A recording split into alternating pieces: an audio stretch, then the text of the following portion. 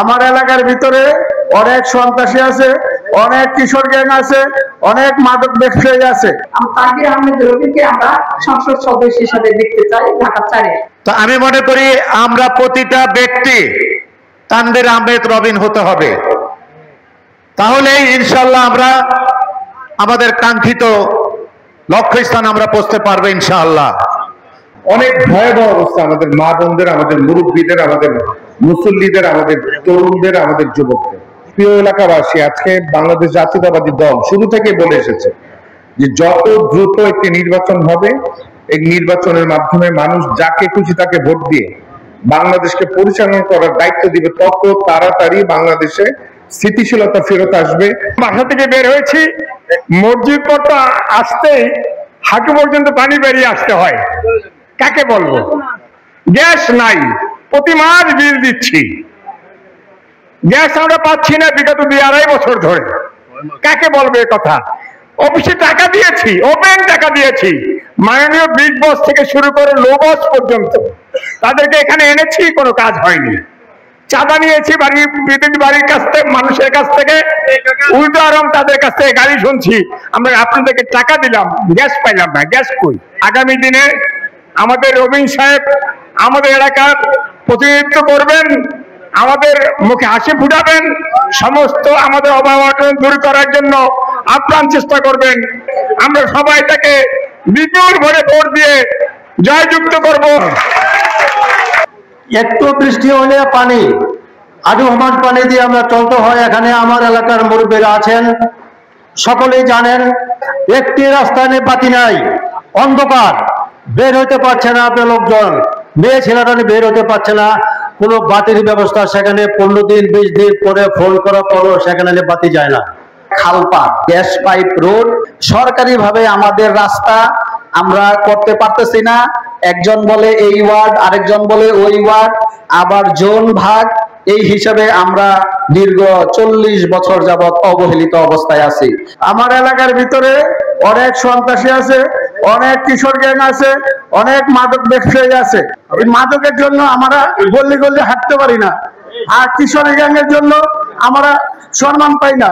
কিশোর gang ভূত বেদব, আর ওরা অনেক সন্ত্রাসী, ওদের কাছে অস্ত্র থাকে। এই খালের মধ্যে আপনারা ময়লা ভাড়ায় রাখেন, কে পয়সা কেনার না চলে অসুবিধা হয়? সবাই না ওই ড্রেনের মধ্যে ভাড়ায় খালটা দিতে, তাহলে আপনার পানি বাদ কি হইব?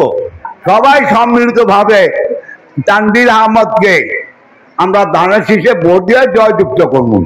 এই যে আমার আশা, আমার আশা জান যাইব, আমার বাতি যারা আমরা পাস করাই নিই।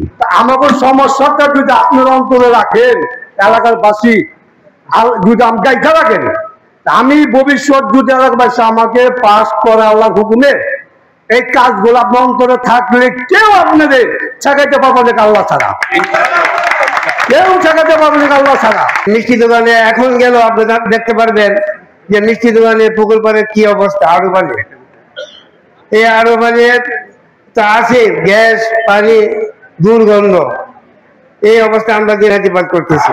বিগত যে সুবিধাগুলি এগুলি আমরা না পাওয়ার কারণে আমরা এই মিষ্টি দোকান একটু অবহেলিত অবস্থায় আছি। আমাদের যে মেইন রোডে যে অবস্থাটা, এটা অনেকেই বলেন নাই, কিন্তু ভুক্তভোগী সবাই, যারা একটা অসুস্থ রোগী নিয়ে অ্যাম্বুলেন্স নিয়ে গেছেন, তারা কিন্তু সবাই ভুক্তভোগী।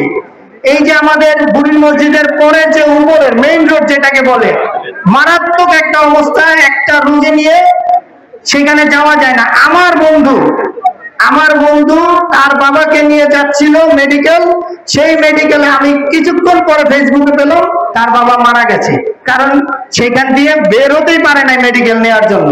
আমরা মহিলা ভোটার অনেক, আমাদের মহিলা ভোটারকে বাদ দিয়ে আমাদের এই নির্বাচন সফলতা করা অনেকটাই অসম্ভব। তো আমরা চাইবো আমরা মহিলারা যেন সুবিধা থেকে বঞ্চিত না হই। এই এলাকায় আমাদের মহিলাদের জন্য গ্যাস তো একটা প্রধান সমস্যা, মা বোনেরা তার চুলার কালিতে ঝলসে যাচ্ছে, সেটা সবাই বলছে। আমার ভাইরা চাচারা সবাই রান্না করে দেয়, মা বোনেরা সেটা খায়, কিন্তু কষ্ট আমাদের মা বোনদেরই। কিন্তু তারপরও আরো কিছু কিছু সমস্যা আছে যেগুলো কিনা কখনোই এই এলাকাতে সুবিধা থেকে আমরা সবসময় বঞ্চিত। এখানে আসলে আমাদের অনেক সমস্যা, মাদক নিয়ে, গ্যাস নিয়ে, এবং কিশোর গ্যাং নিয়ে অনেক জায়গায় কিন্তু কিশোর গ্যাংরা অনেক রকমের কাজ করছে। আমাদের প্রশাসন খুব একটা কাজ আমাদের করছে না, আমরাও অনেক মানে কথা বলছি, সেরকম কাজ করা হচ্ছে না। ঢাকা 4 আসনের যে তানভীর আহমেদ রবিন, ওনাকে পাশ করার জন্য আমাদের কঠোর পরিশ্রম করতে হবে, ঘরে ঘরে যেতে হবে। তানভীর আহমেদ রবিনকে আমরা সংসদ সদস্য হিসেবে দেখতে চাই ঢাকা 4-এ। তো আমি মনে করি আমরা প্রতিটা ব্যক্তি তানভীর আহমেদ রবিন হতে হবে, তাহলেই ইনশাল্লাহ আমরা আমাদের কাঙ্ক্ষিত লক্ষ্যস্থান আমরা পৌঁছতে পারবো ইনশাআল্লাহ। আর তানভীর আহমেদ রবিন যদি নির্বাচিত হয়, তার বয়স কম আছে, এপার থেকে ওপার যে কোনো প্রান্তে সে সচক্ষে যে তার কাজগুলা, এই এলাকায় যে অসমাপ্ত কাজ আছে এই কাজগুলা তার হাতে করা সম্ভব বলে আমি মনে করি।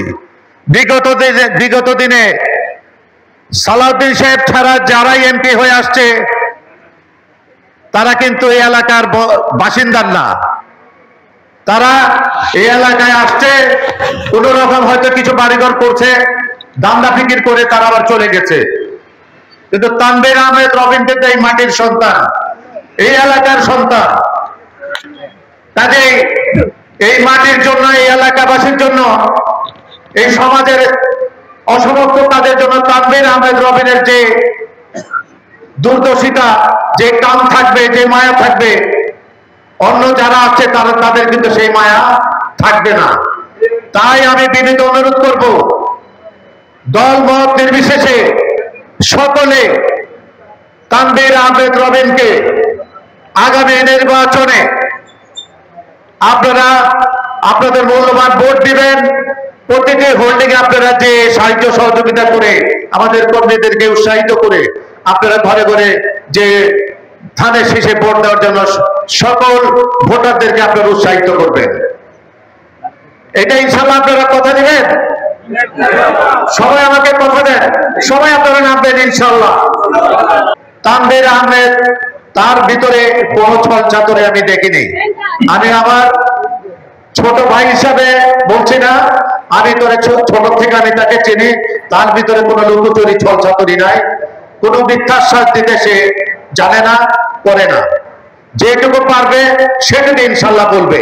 প্রিয় এলাকাবাসী, এই এলাকার অসুবিধাগুলি আমি অবগত আছি, আমি প্রায় আপনাদের এলাকায় আসি।